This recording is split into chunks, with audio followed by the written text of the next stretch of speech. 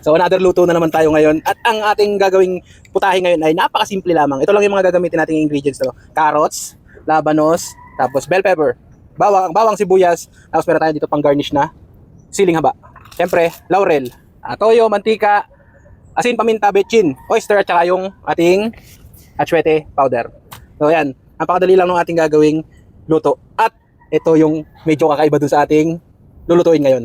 Papakita ko sa inyo. Ito yung ating pinakang star ng dish natin ngayon. Ito, bayoko. Ayan. Sino yung mga kumakain yan? Siguro naman alam nyo na doon sa mga ingredients pa lang natin kung ano yung lulutuin ko. Kung anong klaseng putahe yung lulutuin ko. Ayan. So, ang lulutuin natin ito ay popis. Ayan. Sarap to.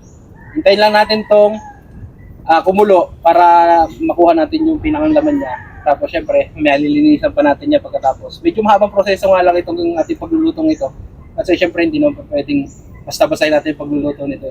Tapos habang pinakukuloan natin to, gayatin na muna natin yung yung ating mga ingredients.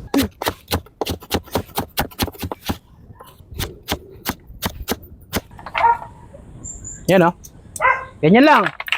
Tapos, hiwain natin ng manipis mamaya para pambubis. And then, ang gagawin ko dito, dahil wala akong luya, imamarinate ko na lang siya sa toyo at kalamansi para medyo mawala yung lasa. Pero syempre mamaya, bago natin ito gayatin, lamasin muna natin ito sa asin at suka. Pantanggal ng mga madudulas niya. Kaya syempre yung lansa pa rin, tatanggalin natin.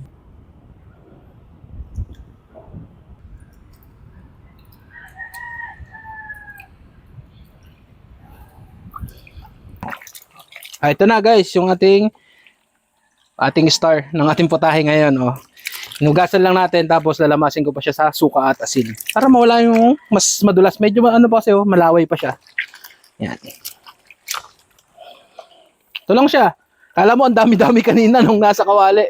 Pero nung natanggal na siya, halos 1/4 lang ng kawali eh. Yeah. Yan. So lamasin naman natin sa asin.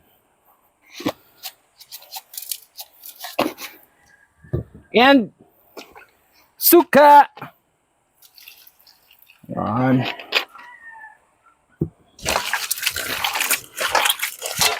Pang-alis lansa din yan.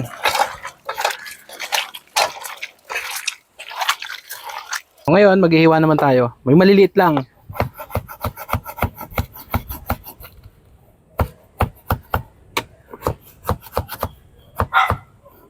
Yan, ganyan lang.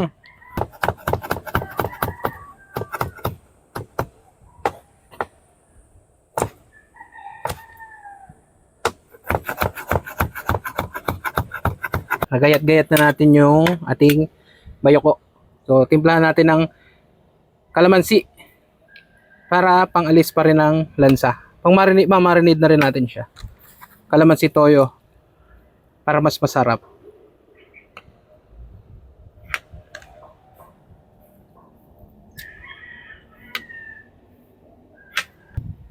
Yan.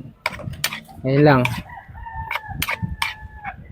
Tapos, nagsimula na tayong magsangkot siya. Yan, magigisa na tayo ng bawang at sibuyas natin. Yan. Gisahin lang natin na mabuti yan para syempre mabango. Sama na natin yung sibuyas. Meron din naman yun, parehas lang yun eh. Parehas lang yung gigisahin. Wala na yung una-una pa sa bawang o sibuyas. Wala nang ganun. Yan. Diba, bango? Bawang sibuyas pa lang, mabango na.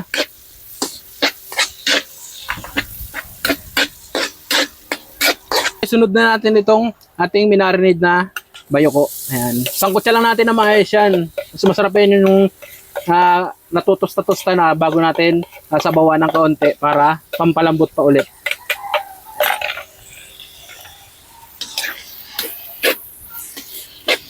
Ito na. Medyo na siya, tosta na. So, lalagyan na natin siya ng tubig at palalambutin naman natin siya. Ayan bango. Tostado na, ayan tama. Ayan. Yan ang gusto natin mangyari.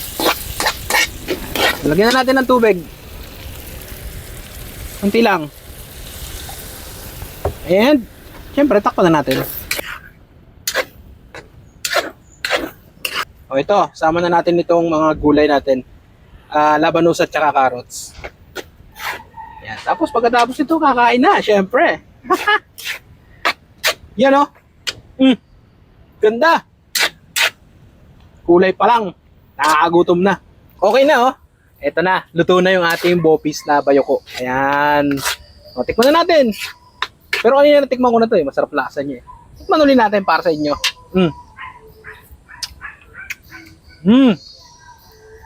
Sarap. Sarap ng lasa niya. Meron lang talaga siyang konting ligat. Yun yung texture talaga nung ano eh. Kahit pinakuloan na natin. Pero okay lang. Malambot naman siya. Panalo to sa kanin. Sarap.